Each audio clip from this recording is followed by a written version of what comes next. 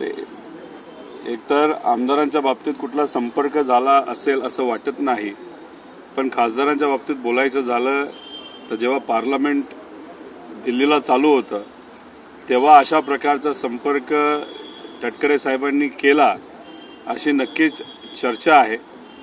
त्यामुळे कितीही तिथनं प्रयत्न झाला, संपर्क झाला तरी खासदार असू द्या नाही तर आमदार असू द्या त्या बाबतीत कुठलाही वेगळा निर्णय घेतील असं मला वाटत नाही। आम्ही सर्वजण आदरणीय पवार साहेबांच्या मार्गदर्शनाखाली काम करणारे लोक आहोत। पवार साहेब जे सांगतील ते आम्ही करणार आहोत आणि आमच्या सर्वांसाठी विचार सुद्धा तितकेच महत्त्वाचे आहेत। परंतु एकीकडे शरद पवारांना दैवत मानायचं, शरद पवारांचं सातत्याने म्हणजे पॉलिटिकली आणि सार्वजनिक जीवनात नाव घ्यायचं आणि त्यात शरद पवार आणि सुप्रिया सुळे यांना वेगळं ठेवून बाकीच्या सगळे आमदार आणि खासदार आमच्या सोबत या असं बोलणं हे कितपत योग्य वाटतं? मला एवढंच वाटतं की आदरणीय दादांच्या पक्षामध्ये असणारे जे सर्व प्रमुख नेते आहेत त्यातले सर्व लोक पवार साहेबांचा आदर करत असावेत। तटकरे साहेबांच्या बाबतीत मला सांगता येणार नाही। त्यामुळे तुम्ही जे बोलत आहात की पवार साहेबांना आदरणीय समजणं हे नक्कीच त्या पक्षामध्ये असणाऱ्या प्रमुख नेत्यांच्या बाबतीत खरं असावं, पण तटकरेंच्या बाबतीत ते सांगता येत नाही। ते प्रॅक्टिकल नेते आहेत, जसं वारं आहे जसे अधिकार आहेत तशा पद्धतीने ते वक्तव्य करतात, भूमिका घेतात। आज ते भाजप बरोबर आहेत, आज ते सत्तेत आहेत, त्यांच्या ज्या कुठल्या अडचणी आहेत त्या बऱ्यापैकी सुटलेल्या आहेत। त्यामुळे ते भूमिका घेत असताना ते व्यक्तिगत भूमिका घेतात।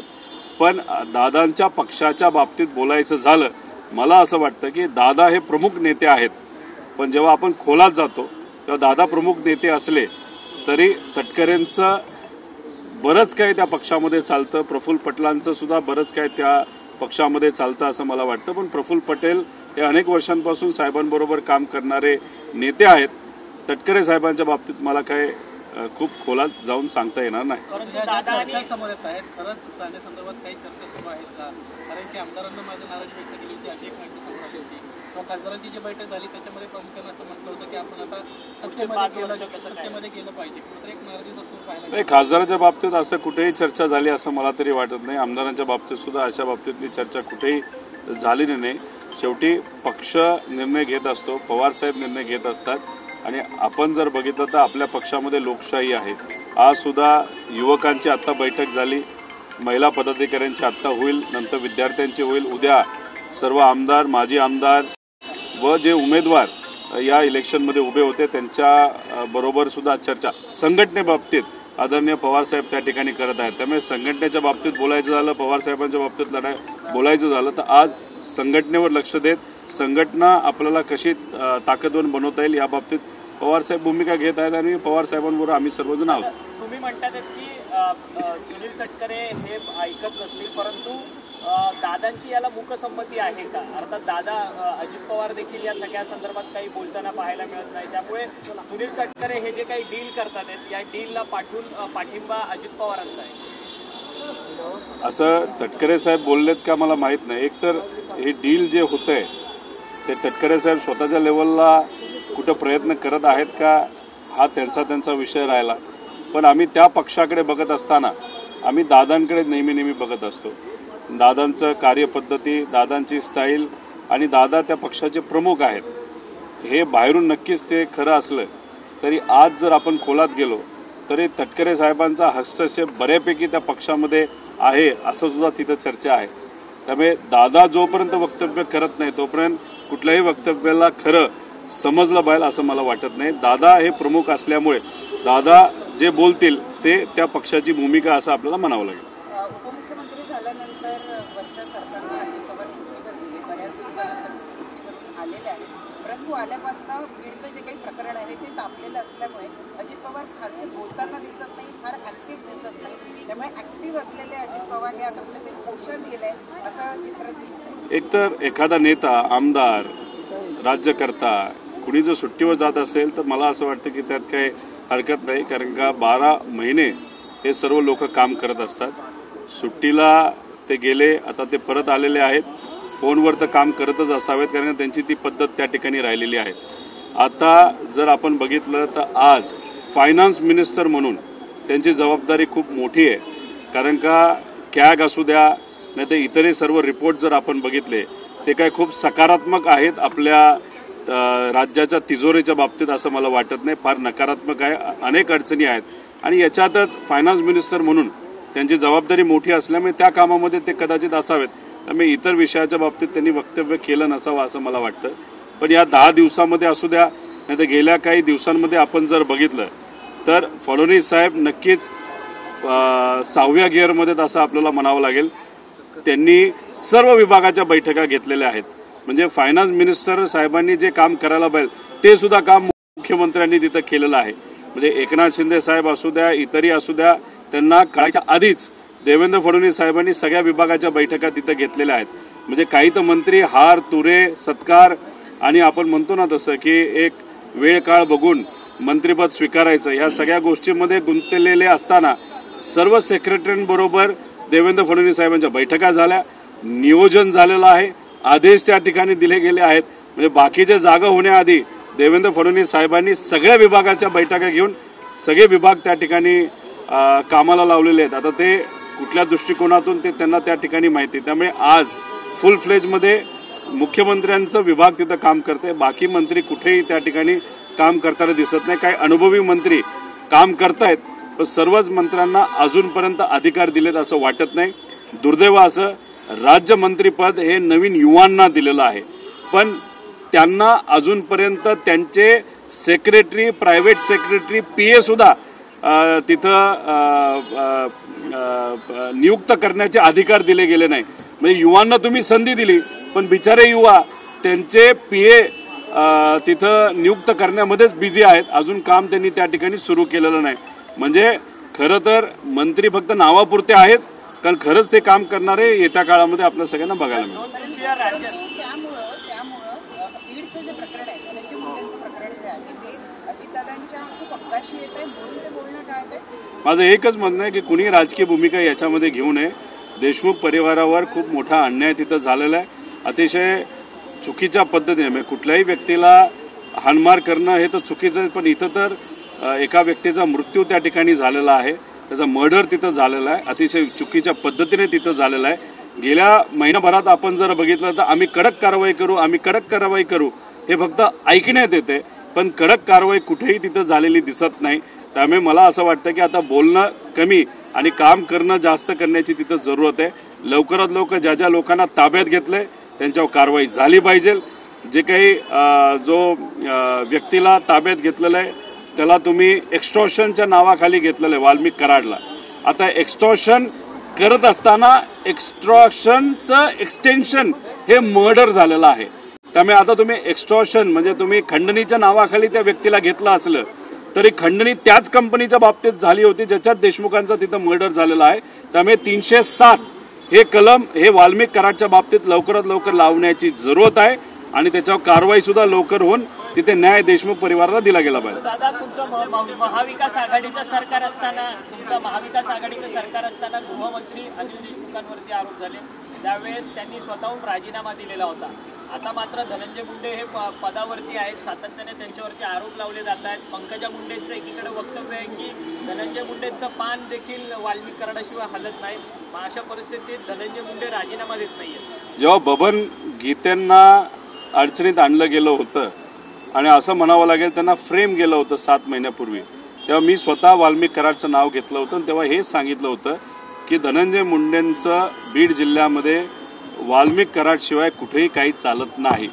तिथं निर्णय हे वाल्मिक कराडच घेतात. आणि दुर्दैव असं आज आपण परत एकदा त्या बाबतीत चर्चा करतोय पण त्यात संतोष देशमुखांचा मर्डर तिथं झालेला आहे. म्हणजे त्यांचा जीव तिथं गेलेला आहे आणि आता परत एकदा त्याच विषयावर आपण चर्चा करतोय.